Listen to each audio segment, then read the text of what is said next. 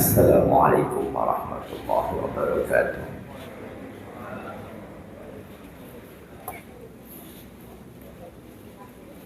A'udzu billahi minasyaitonir rajim. Bismillahirrahmanirrahim. Alhamdulillahilladzi nazzala al-kitaba tibyanan likulli syai'in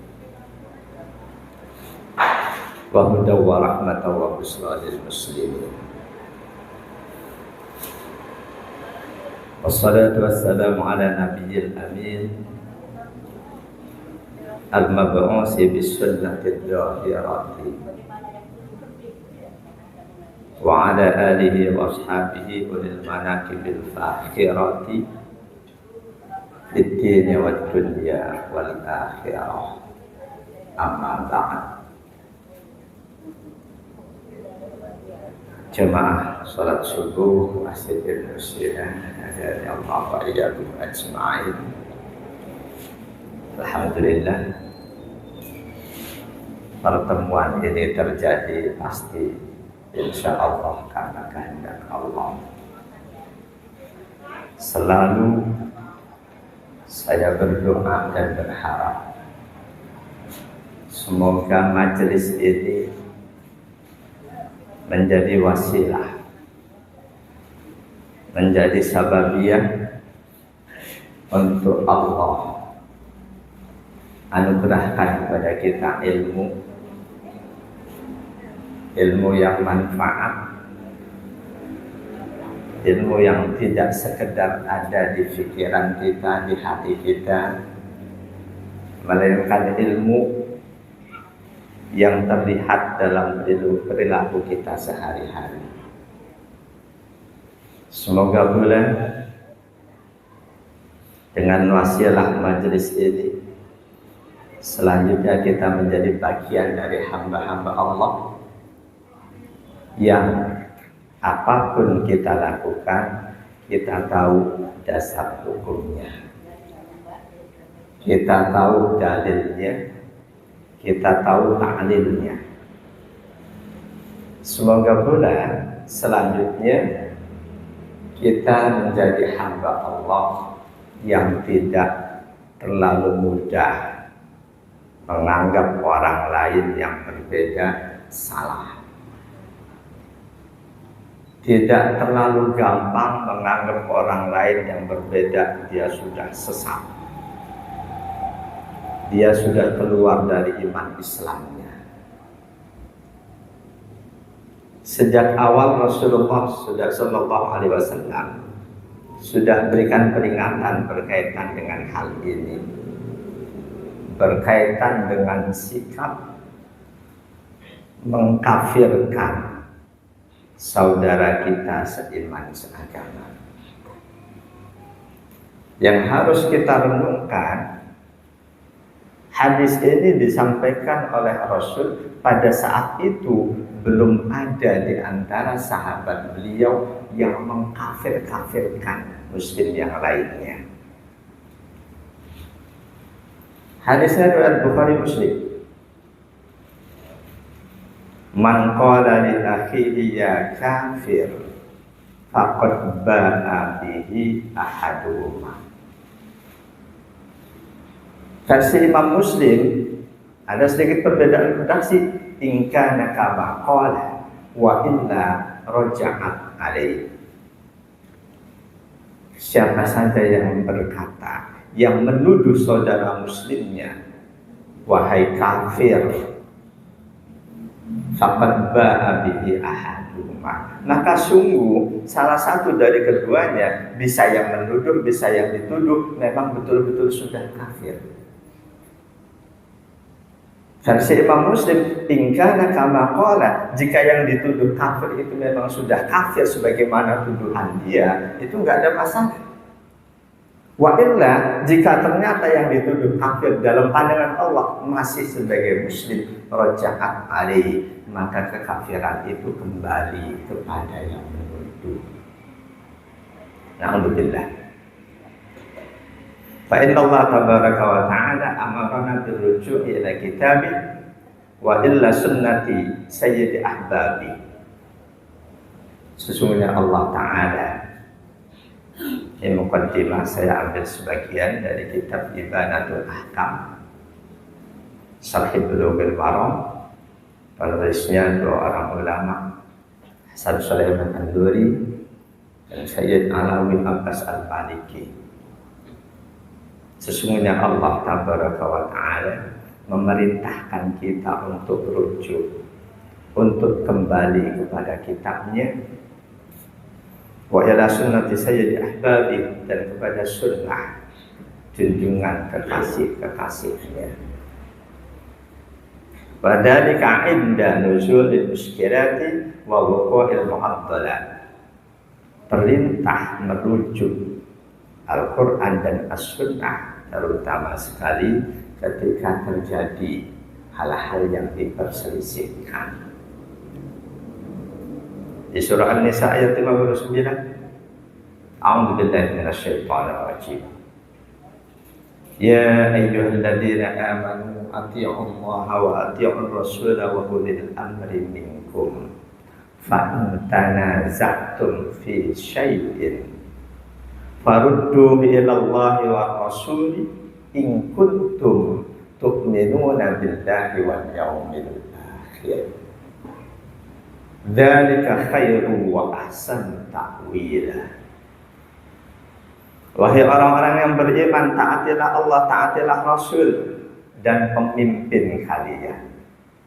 Fa in tanaza'tum fi syai'in, jika kalian berselisih dalam satu masalah, farudduhu ilallahi wa rasul, maka kembalikan, rujukkanlah kepada Allah dan kepada Rasul. Di masa Rasul masih hidup, mutlak artinya sama seperti yang ada sahabat ada masalah nanya ke Rasul, antar mereka ada perbedaan, langsung datang menghadap Rasul. Generasi berikutnya mulai tabi'in setelah Rasulullah diwafatkan oleh Allah, otomatis makna ialah Rasul kembali ke sunnah Rasul. Bahkan perintah ini Allah kaitkan dengan in kuntum tu'minuna billahi wal yawmil akhir, jika kalian betul-betul sebagai hamba yang mengimani Allah dan hari akhir. Dzalika khairu wa ahsanu ta'wila. Ketika ada pertentangan masalah dirujukan kepada Al-Quran dan As-Sunnah, itulah yang terbaik, itulah penafsiran-penakwilan yang paling benar. Jemaah dan Allah yakum ajma'in. Jika misal dalam suatu masalah umat Islam mengalami perbedaan kesimpulan, perbedaan pendapat, masing-masing pendapatnya yang satu ini, dan ternyata masing-masing pendapat itu punya rujukan, punya sandaran dalil sahih, baik di Al-Quran ataupun As-Sunnah. Ketika satu masalah ada perbedaan pendapat dan ternyata masing-masing punya dalil sahih, cara istinbat hukumnya, cara kesimpulan hukumnya pun benar, maka masalah seperti itu tidak masuk di pembahasan masalah benar dan salah. Jangan katakan untuk masalah seperti itu yang ini benar, yang ini salah. Jangan. Ketika satu pendapat punya sandaran dalil sahih, jangan dikatakan masalah itu salah. Berbeda menyimpulkan perintah Rasul yang ternyata oleh Rasulullah, dua kelompok sahabat yang berbeda itu tidak disalahkan. Salah satunya itu terjadi di masa Rasul Sallallahu Alaihi Wasallam. Hadisnya sahih, riwayat Imam Al-Bukhari. An Ibnu Umar radhiyallahu anhu qala Dari sahabat Abdullah bin Umar radhiyallahu anhu, beliau berkata, qala Nabi sallallahu alaihi wasallam lana lamma raja'a minal ahzab. Bersabda Nabi sallallahu alaihi wasallam kepada kami para sahabat ketika kami hendak pulang sesudah perang Ahzab. Nama lain dari perang Khandaq. Rasul dan para sahabat berada di pinggir kota Madinah. Di sekeliling Madinah, atas saran dari sahabat Salman Al-Farisi, dibuat khandaq parit. Lebar dan kedalaman parit itu tidak bisa kuda meloncat. Musuhnya kafir Quraisy dan faksi-faksi mereka. Allah berikan saat itu kemenangan buat Rasul dan umat Islam tanpa ada peperangan, karena kafir Quraisy terhalang oleh khandaq, oleh parit itu. Mereka tidak bisa menyerang Rasul. Mereka nunggu di luar kota Madinah. Harapan mereka perbekalan Rasul dan umat Islam habis, dengan sendirinya akan tunduk. Ternyata sangat mudah bagi Allah untuk membuat mereka kocar-kacir. Mereka pulang kalah. Belakangan ketahuan ternyata ada kabilah Bani Quraidah. Saat itu ini salah satu kabilah Yahudi yang terikat perjanjian damai dengan Rasul. Mereka tinggal di kota Madinah. Belakangan ketahuan kabilah Bani Quraidah ini ternyata membelot memihak kafir Quraisy. Atas perintah Allah, Yahudi Bani Quraidah dihukum, diusir dari tempat tinggalnya. Nah, ketika selesai perang Ahzab itu, kata Abdullah bin Umar radhiyallahu anhu, Rasul sampaikan instruksi, kata beliau, la yusalliyanna ahadun minkum al-asra illa fi Bani Quraidah. Versi Imam Bukhari 646. Jangan ada di antara kalian yang dalam perjalanan pulang ini mengerjakan sholat asar kecuali di tempat tinggal Bani Quraidah.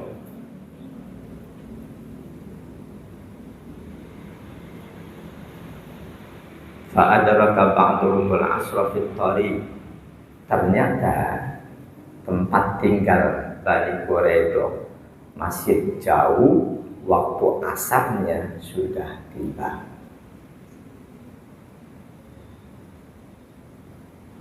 Ada resiko kalau dipaksakan sholat di kampung Bani Quraidah, waktu asar sudah ada di akhir waktu atau bahkan matahari sudah terbenam.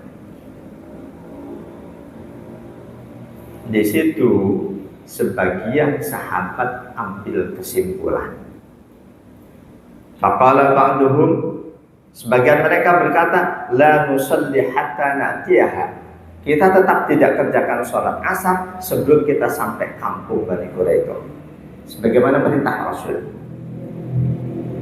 Faqala ba'duhum, sebagian yang lain berkata, bal nusalli, enggak, kita kerjakan di sini. Instruksi Rasul tadi jelas. Kalian dalam perjalanan pulang jangan kerjakan sholat asar kecuali di kampung Bani Quraidah. Ternyata dalam perjalanan pulang asar sudah datang, kampung itu masih jauh. Sebagian sahabat, apapun yang terjadi, walaupun asarnya sudah lewat Imam Muslim, kita tetap sholat di sana. Karena itu perintah Rasul. Sebagian yang lain enggak, kita kerjakan di sini. Kita kerjakan di sini walaupun tidak di kampung Bani Quraidah, tapi ini jelas di awal waktu asar. Lam yurad min nadari. Perbedaan pendapat mereka ini bukan sesuatu yang disengaja, bukan sesuatu yang disengaja oleh mereka. Mereka tidak ingin berbeda. Andaikan kita menghadapi masalah seperti ini, kira-kira dalam pandangan kita ada yang salah atau tidak? Boleh jadi itu yang sholatnya di kampung, nggak di kampung Bani Quraidah, dia salah. Kan perintah Rasul jelas suruh sholat di sana. Ini satu contoh buat kita. Kalau ada di antara kita menyalahkan sahabat-sahabat Nabi yang tidak sholat di kampung Bani Quraidah, kesimpulan kita berbeda dengan Rasulullah SAW. Fadzukira lin Nabi sallallahu alaihi wasallam. Ketika selanjutnya semuanya sudah sampai di kota Madinah, perbedaan pendapat di antara dua sahabat itu diceritakan kepada Nabi. Sikap beliau falam yu'annif wahidan minhum. Tidak ada satupun dari sahabat yang berbeda tadi yang dicela oleh Rasul. Yang sholat tidak di kampung Bani Quraidah tidak dicela oleh Rasul. Karena di hadis yang lain beliau menegaskan sebaik-baik amal sholat di awal waktu. Sahabat-sahabat yang dalam kasus ini sholat tidak di kampung Bani Quraidah punya rujukan hadis yang lain. Sebaliknya sahabat yang tetap sholat di kampung Bani Quraidah juga punya rujukan hadis yang tadi baru disampaikan oleh Rasulullah. Karena itu di awal tadi saya sampaikan, ketika dua pendapat berbeda dan dua-duanya punya dalil sahih dengan cara kesimpulan hukum yang benar, jangan dikatakan yang itu salah, yang ini benar.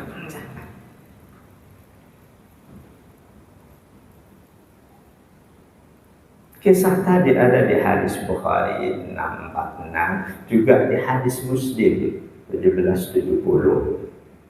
Hanya ada perbedaan redaksi. Di hadis Muslim, jangan ada di antara kalian yang mengerjakan sholat duhur. Di hadis Bukhari, sholat asar. Ada kemungkinan sahabat Abdullah bin Umar, beliau lupa waktu itu sholat duhur atau asar. Syak dari seorang sahabat berkaitan satu hadis tidak mendegradasi status hadis itu. Karena seluruh ulama hadis sepakat kedhaifan hadis tidak terjadi di level sahabat. Kedhaifan hadis baru muncul di level setelah sahabat. Ketika tabi'in yang terima dari sahabat atau tabi'ut tabi'in yang terima dari tabi'in, kok mereka ternyata diketahui pernah berbohong, baru hadisnya akan dikategorikan dhaif.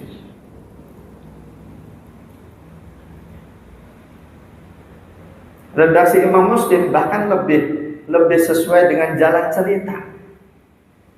Kalimat awalnya sama, alla yusalliyanna ahadun ad-duhra illa fi Bani Quraidah. Jangan sekali-kali ada di antara kalian yang mengerjakan sholat duhur kecuali di kampung Bani Quraidah. Mereka pasukan besar bergerak pulang dari pinggiran Madinah ke kota Madinah. Fatahawwafa nasun fautal waqti. Sebagian dari sahabat takut kalau kita paksakan sholat di sana, nanti waktu asar lewat. Fasallu duna Bani Quraidah. Sahabat yang khawatir ini, mereka kerjakan sholat di situ. Waqala akharuna, yang lain berkata, la nusalli illa haitsu amarana Rasulullah sallallahu alaihi wasallam. Kita tidak kerjakan sholat kecuali sesuai dengan perintah Rasul. Di kampung Bani Quraidah, ya sudah kita sholat di sana. Wa in fatana waktu. Bahkan tekad yang kedua ini meskipun asar lewat, karena itu perintah Rasul. Bagian akhirnya sama. Fama anna fa wahidan minal fariqain. Tidak ada satu pun dari dua kelompok sahabat yang berbeda itu yang dicela oleh Rasul, yang dianggap salah oleh Rasul. Nah itu saat ini semestinya ketika kita punya pandangan begini, kok yang lain berbeda, yang ada di hati kita, di pikiran kita, itu Itu dalilnya apa yang pelajari. Ketika selanjutnya kita ketahui ternyata mereka ada dalilnya, sahih juga dalilnya, ya sudah. Ukhuwah Islamiyah retak satu di antaranya ketika pengajar-pengajar agama, ketika mubalik asatid ulama dalam menyampaikan kajiannya, egoisme yang diutamakan. Pendapatnya ini seolah yang lain salah. Ini yang menyebabkan ukhuwah Islamiyah retak. Jemaah dari Allah ya ajma'in. Dua kelompok sahabat berselisih dalam menyimpulkan perintah Rasul di satu masalah yang sama. Dan ternyata kedua-duanya tidak dicela oleh Rasul. Hal ini menunjukkan bahwa kedua-duanya benar, meskipun kesimpulannya berbeda.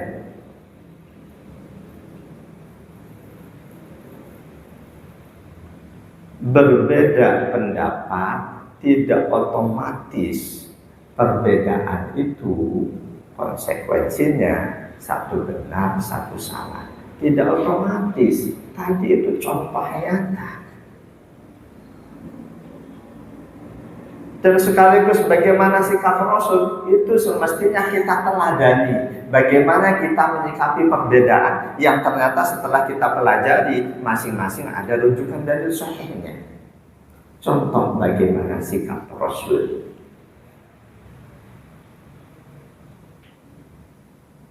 Dan sebetulnya sudah banyak ulama kita yang mencontohkan. Katakanlah Buya Hamka. Ketika beliau suatu saat diminta memimpin sholat subuh di lingkungan Nahdlatul Ulama, beliau kunut. Imam Asy-Syafi'i rahimahullah,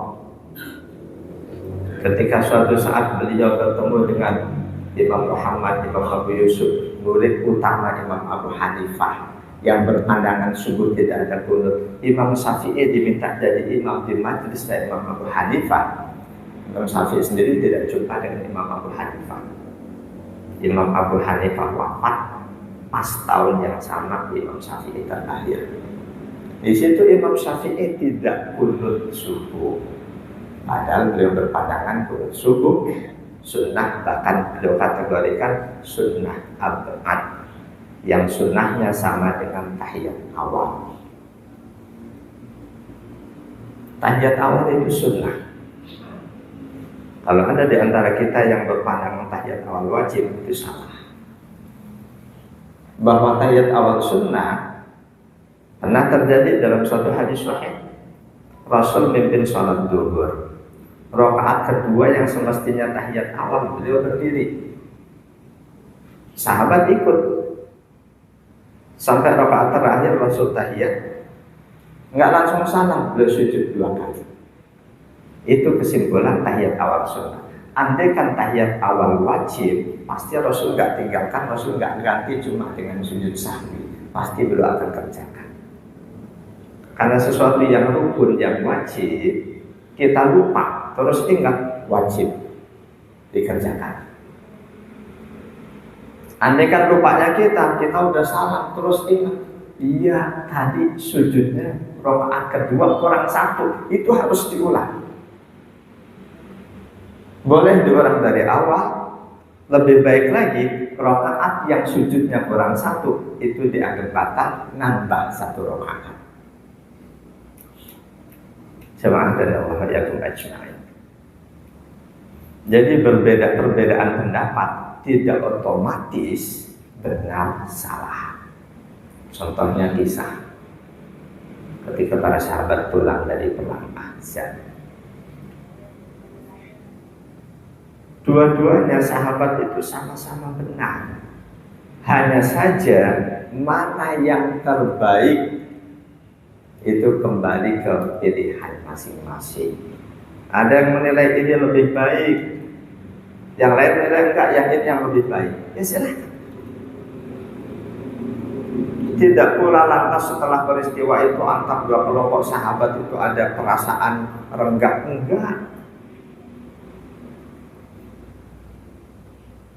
Saat ini tidak sedikit orang yang berkata, kenapa sih ada perbedaan pendapat?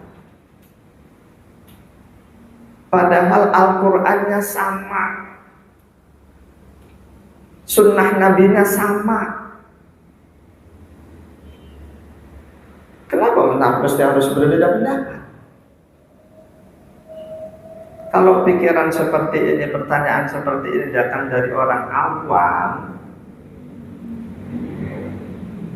orang yang tidak pernah mengkaji agama dengan serius, durasi waktu cukup, ini harus kita pahami, harus kita maklumi.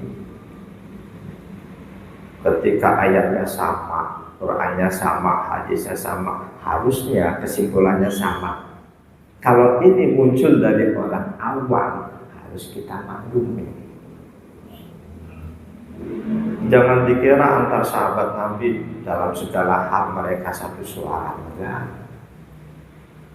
Banyak masalah-masalah lain yang antar sahabat Nabi, sahabat utama, ada perbedaan pendapat. Bahkan perbedaan pendapat sebagaimana dijelaskan Syekh Wahbah bin Mustafa Az-Zuhaili dalam Al-Fiqhul Islami wa Adillatuh, kata beliau, laisa fima bainal madhahibi faqat bal wa innama fi dairatil madhabil wahid.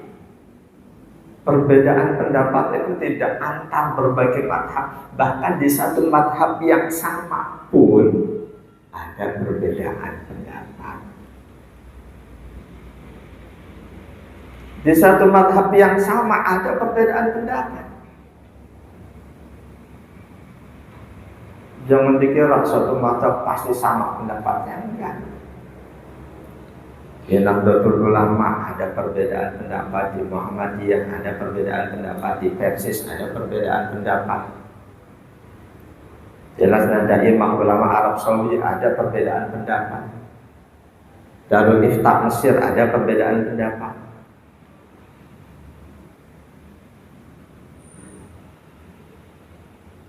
Bahkan orang-orang yang awam, mereka merasa aneh, sangat aneh. Qurannya sama, hadisnya sama, kok berbeda pendapat.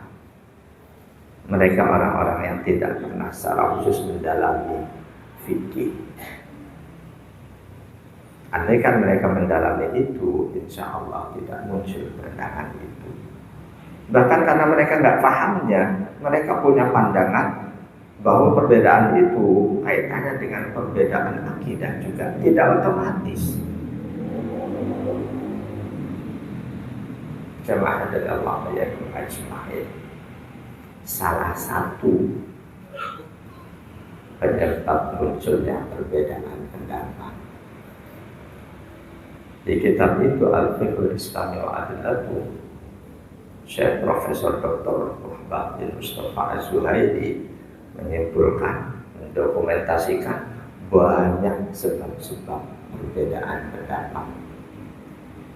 Beliau kelompokkan menjadi 4 penyebab. Satu di antara sebab-sebabnya ketika dalam satu masalah ada dalil sahih lebih dari satu, yang dalil-dalil itu tampak kontradiktif, bertolak belakang satu dengan yang lain.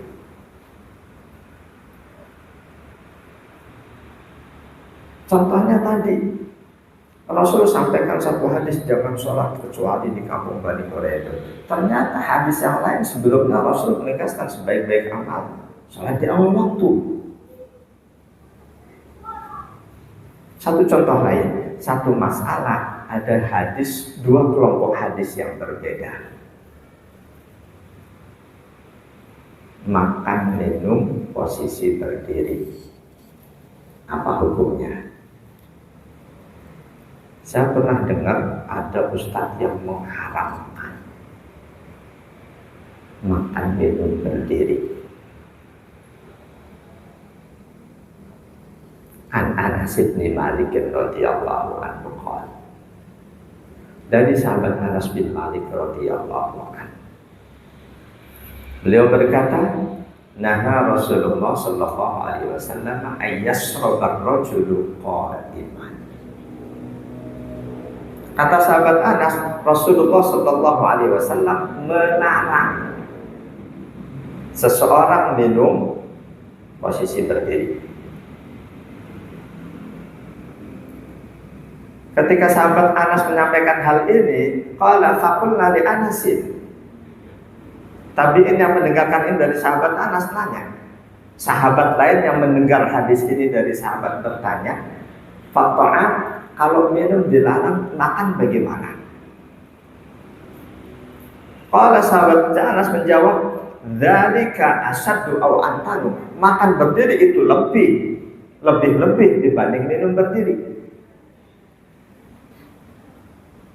Ini hadis riwayat Imam Ahmad, Imam Muslim 5394, Abu Dawud dan At-Tirmidzi. Kalau kita tahu cuma hadis ini, seseorang nanya, "Pak, apa hukumnya makan minum berdiri?" Haram. Tuh, riwayat Imam Muslim, baca hadisnya 5394. Kita baru tahu satu hadis kok berani menyimpulkan ini salah satu bentuk kesembronoan dalam agama. Dalam masalah apapun, ketika kita mau simpulkan, kumpulkan seluruh hadis-hadis yang ada, termasuk ayat yang ada. Setelah terkumpul, baru pelajari. Hadisnya begini, yang ini begini, yang ini begini. Kesimpulannya bagaimana? Kalau cuma tahu satu dalil terus berani menyimpulkan, dan kesimpulan itu dia pegang sampai mati, pokoknya nggak ada yang lain, ini yang betul. Ini gambaran orang yang fanatik dengan dirinya sendiri.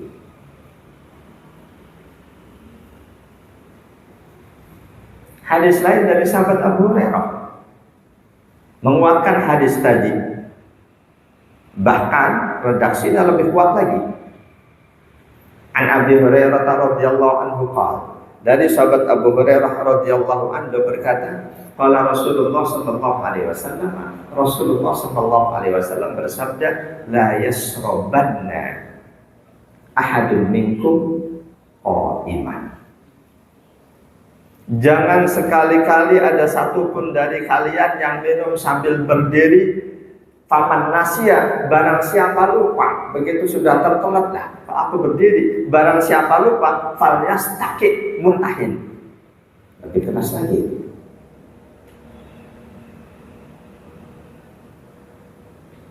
Ini riwayat Imam Muslim 5398, 5398. Dua hadis ini sejalan. Orang yang mengetahui hadis ini boleh jadi akan semangat makan minum berdiri haram. Ada satu sekolahan di Pekayuan, sekolahan swasta Islam cukup terkenal.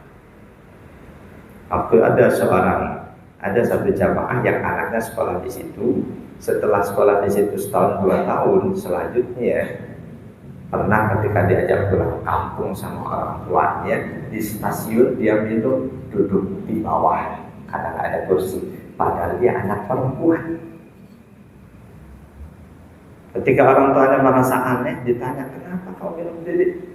Haram minum berdiri. Dia pilih perempuan pakai jilbab, sarungnya pakaiannya, minum duduk di bawah di lantai dengan alasan minum berdiri haram.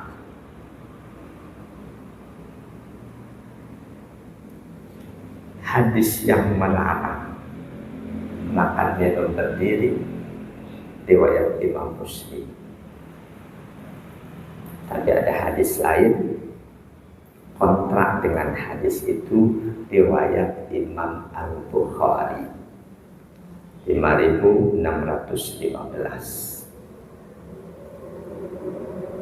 Anin Nazzal radhiyallahu anhu qala ata Ali radhiyallahu anhu ala babil rahbati fashariba qa'iman. Dari seorang tabi'in An-Nazzal radhiyallahu anhu berkata, suatu saat Ali bin Abi Thalib datang ke suatu ruangan utama. Begitu sampai pintu, Ali bin Abi Thalib minum sambil berdiri. Banyak sahabat menyaksikan hal itu, mereka nggak suka, sinis pada Ali bin Abi Thalib. Ali tahu mereka-mereka yang ada di ruangan itu menganggap beliau salah minum berdiri. Faqala, kata beliau, inna nasan yakrahu ahaduhum ay yashraba wa huwa qa'imun. Orang-orang tidak menyukai ketika ada di antara kalian yang minum berdiri. Wa inni ra'aitu Nabiy sallallahu alaihi wasallam fa'ala kama ra'aitumuni fa'altu. Sungguh aku melihat langsung Rasulullah sallallahu alaihi wasallam melakukan seperti yang kalian lihat aku lakukan, minum berdiri. Hadis Bukhari 5615. Dua hadis Muslim, Rasul melarang minum berdiri. Hadis Bukhari justru Rasul disaksikan oleh Ali bin Abi Thalib minum berdiri. Di hadis Bukhari di nomor berikutnya 5616, sama sebenarnya dari Ali bin Abi Thalib. Waktu itu annahu sholat duhra, Ali bin Abi Thalib di Kufah mengerjakan sholat duhur. Summa qa'ada fi hawaijin nas fi rahabatil Kufah. Selesai duhur beliau duduk dalam rangka untuk memenuhi hajat masyarakat. Ada yang datang bertanya ini, bertanya ini. Hal itu terjadi hatta hadarat sholatul asri, sampai datang waktu asar. Summa utiya bima'in. Lalu ada seseorang yang memberikan air, seember air kepada Ali bin Abi Thalib. Fasariba. Beliau minum air itu sedikit. Wa ghasala wajhahu wa yadayhi wa ra'sahu wa rijlaihi. Lalu beliau berwudu dengan air itu. Selesai wudu beliau berdiri. Di ember masih ada sisa air. Fasyariba fadlahu wa huwa qa'imun. Beliau minum air sisa wudu itu dalam posisi berdiri. Sama dengan hadis yang tadi, apa yang beliau lakukan, minum berdiri, diingkari oleh para sahabat dan tabi'in. Mereka memandang Ali dengan pandangan tidak suka. Ucapan Ali berikutnya sama dengan hadis yang tadi. Summa qala inna nasan yaqrabuna surba qiyaman. Orang-orang benci banget minum sambil berdiri. Wa anna Nabi sallallahu alaihi wasallam sana'a misla salatu, padahal Nabi sallallahu alaihi wasallam mengerjakan seperti yang aku kerjakan, minum berdiri. Kira-kira kalau Bapak Ibu diminta menyimpulkan, kesimpulannya minum dan atau makan berdiri hukumnya apa? Kalau saya sudah pasti minum duduk, tidak terkena hukum ini.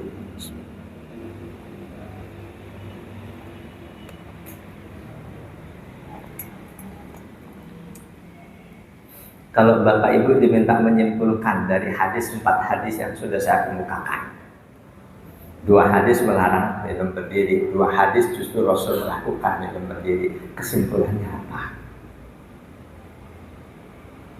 Ketika selanjutnya ada saudara kita di salah satu guru di Pekayun sana yang mengharamkan minum berdiri, kira-kira kesimpulannya itu salah atau benar? Ketika ada hal seperti ini, satu masalah, dua kelompok hadis, ulama dalam menyimpulkannya ada yang menggunakan metode tarjih, menilai dua kelompok hadis itu mana yang lebih unggul, lantas dipilih. Dan yakin ulama yang menggunakan metode ini, dia memilih yang lebih unggul hadis riwayat Imam Muslim, dia tidak akan menyalahkan mereka yang memilih hadis Bukhari. Ini bedanya ulama dengan yang bukan ulama. Yang bukan ulama begitu memilih pendapat ini, yang lain yang salah. Ini yang bahaya. Ulama yang tidak memegang adab ilmu. Jadi ketika dalam satu masalah ada dua kelompok dalil yang seolah bertolak belakang, dalam menyimpulkannya ulama ada yang memilih metode tarjih, dinilai mana yang lebih unggul. Ada yang memilih metode takhyir, sama-sama sahih, sudah silakan pilih yang mana aja. Ada yang memilih metode al-jam'i, digabungkan dua dalil yang berbeda itu, diambil jalan tengahnya. Berkaitan dengan hukum minum dan atau makan berdiri, dari dua kelompok hadis yang berseberangan, yang bertolak belakang, ada contoh kesimpulan di kitab Tuhfatul Ahwadi. Fasalaka ahlul ilmi fi hadha masali. Ahlul ilmi ulama dalam hal seperti ini, mereka kesimpulannya, faminhum man qala inna ahaditsal jawazi asbatu min ahaditsin nahyi. Ada yang menyimpulkan bahwa hadis-hadis yang membolehkan minum makan berdiri itu lebih sabit, lebih kuat dibanding hadis-hadis yang melarang minum berdiri. Ramin man qala in ahadisan nahyi mansukhatun bi ahadisil jawaz. Ada yang menilainya hadis-hadis yang melarang minum berdiri itu direvisi dengan hadis yang membolehkan minum berdiri. Yang ketiga, wa minhum man qala inna ahadisan nahyi mahmulatun ala karahatit tanji. Hadis larangan itu bukan larangan haram, tapi itu kandungannya larangan makruh. Kalau diputuskan larangan makan berdiri, minum berdiri haram, bagaimana dengan hadis yang justru Rasul melakukannya? Seolah-olah Rasul melakukan keharaman. Yang ketiga, hadis yang melarang minum berdiri itu larangannya makruh. Wa ahadisul jawaz ala bayani. Hadis yang membolehkan minum berdiri itu menjelaskan bolehnya minum berdiri tapi makruh. Dan ternyata secara ilmu kesehatan memang minum posisi berdiri itu tidak baik karena banyak urat-urat tubuh atau tubuh yang semestinya rileks ketika kita makan minum. Ketika kita berdiri, otot itu justru sedang tegang, sehingga asupan makan minum kita bisa jadi tidak masuk di tempat yang semestinya. Pandangan yang ketiga, kata Al-Hafidz Imam Ibnu Hajar, wa hadza ahsanul masalik. Ketika dua kelompok hadis yang berbeda diambil jalan tengahnya, inilah pemilihan kesimpulan yang paling indah. Wa aslamuha wa ab'aduha minal i'tiraf. Lebih selamat dari membuang hadis, dari mempertentangkan hadis. Kalau kita ambil kesimpulan yang dilarang, berarti kita membuang hadis yang Rasul itu melakukan. Kita ambil kesimpulan hadis yang Rasul melakukan, membolehkan, berarti kita membuang hadis yang melarang. Tapi ketika digabung dua hadis itu, diambil jalan tengahnya, kata Al-Hafidz Imam Ibnu Hajar, inilah jalan yang terbaik.